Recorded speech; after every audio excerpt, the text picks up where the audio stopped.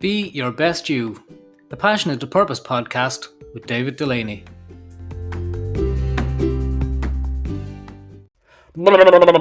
Immediately refreshing your brain to restore high-level thinking is what we are talking about today. Mental clarity.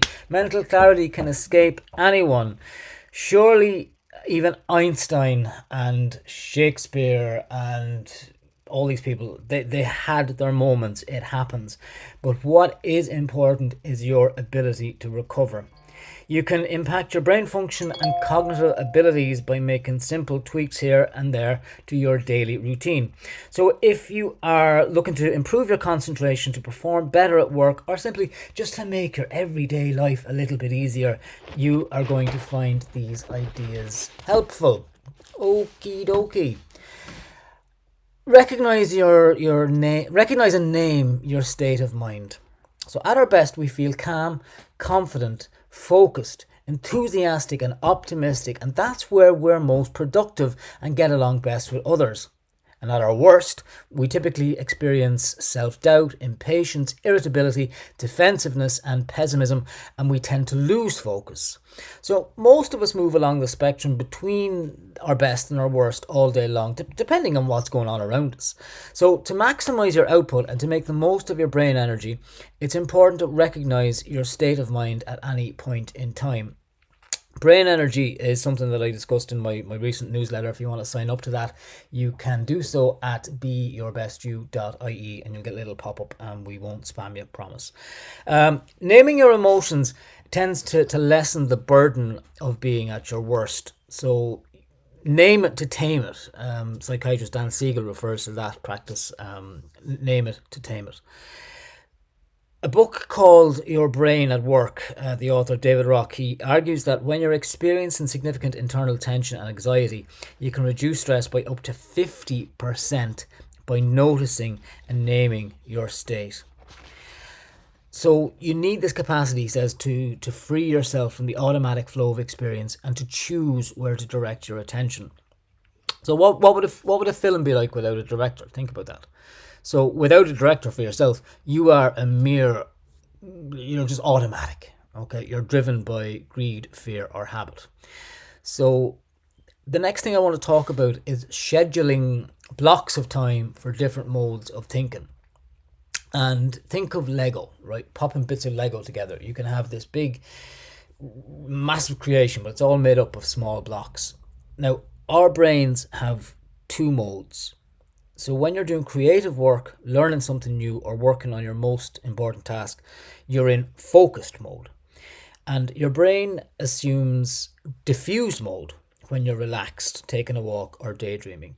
Studies have shown that activity in many regions of the brain increase when your minds wander, both minds. Your brain solves these difficult problems while you daydream.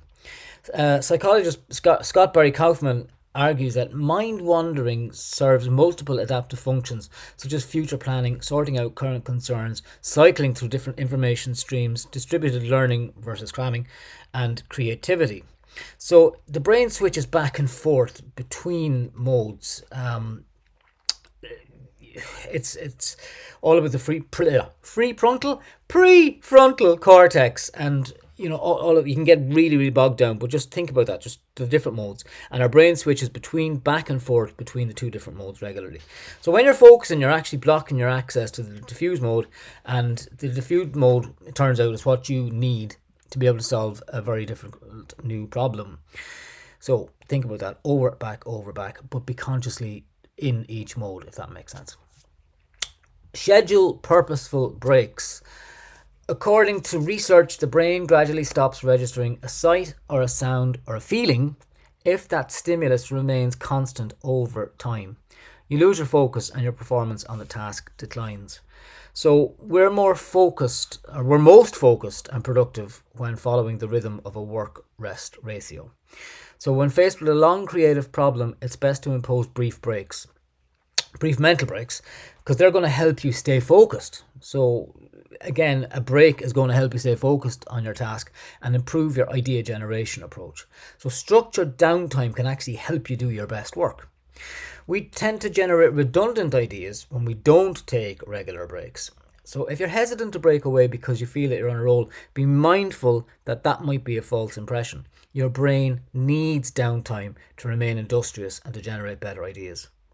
Your brain needs downtime to remain creative and to generate its most innovative ideas. Now, there's a growing body of evidence that shows that taking regular breaks from mental tasks improves creativity, and that skipping breaks can lead to stress, exhaustion, and creative block. So, idleness is not a vice. It's indispensable for making those unexpected connections in the brain you crave and necessary ones to getting creative work done. So if you're struggling to solve complex problems, you might actually be better off switching to diffuse mode and letting your mind wander. So take proper breaks often. Sometimes you just need a break, chance to reboot. Take a walk. A few minutes stroll can increase your blood flow, the blood flow to the brain, which can boost creative thought. Charles Darwin took long walks around London.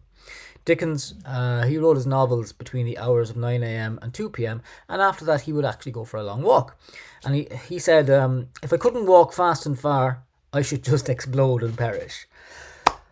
Doodle! Find time to doodle. Let your mind wander as you embrace pen and paper again. Research shows that doodling can stimulate new ideas and help stay focused. So make time to exercise, to doodle. Excuse me. Exercise, doodle, and embrace meditation. Meditation is really good. It helps lower stress and improves overall health as well as creativity. Take a nap. Naps sharpen concentration and improve performance. So all of these things tied in can help you complex problems, all that kind of stuff. And it's all about immediately refreshing your brain to restoring high level thinking. Check out the website beyourbestYou.ie for free resources. There's a couple of things on brain function in there as well. And sign up to the newsletter. beyourbestYou.ie will have a little pop-up when you log on there for the first time. As always, thank you, be your best you, and have a good week.